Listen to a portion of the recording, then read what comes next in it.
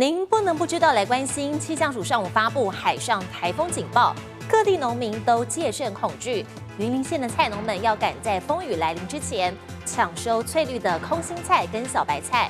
另外，屏东南州的莲雾立秋之后开始催花期，预计11月可以采收。但如今碰上台风来袭，果农也不敢大意。而在台中和平区的甘露梨进入了采收期。就怕熟成的水梨经不住风雨摧残，也将原本半天采收、半天包装的流程改成全天采收，避免造成严重农损。大家都抢着采收这个高山的甘露梨。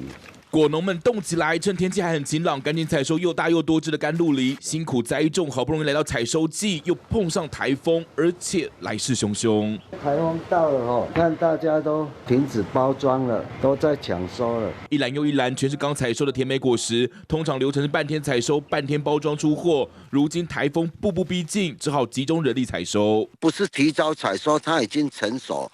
只是调整采收的作业。这回台风山陀儿逐步接近台湾，而且不排除路径会沿着台湾东部北上，让各地农民都害怕极了。云林县不少菜农也赶紧展开抢收。经验合计，这风台提早一天，风水拢会一公斤少50几块，真好啊！好几名菜农们低头忙着采收新鲜翠绿的小白菜，就怕狂风暴雨会毁掉整个菜园。而在莿桐乡的空心菜农也是周末紧急加派人力。风台风台那200公我都做完过，空心菜加红哦。菜农无奈，部分区域还没有长大，无法采收的，就只能听天由命。而屏东南州莲雾果农也是听闻台风靠近就睡不安稳。东港银王紧嘞，大千岁紧甲风台紧不走，现大家拢错咧等呢。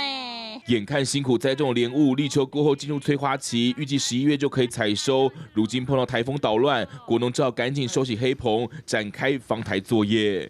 莫兰这年为迄个高雄遮开啊。2、3区咧无拢不够。由于上一回凯米台风重创台湾农业，光农损又超过32亿元，这回农民也不敢大意，提前展开防范，期盼能将伤害降到最低。记者台中云林屏东综合报道。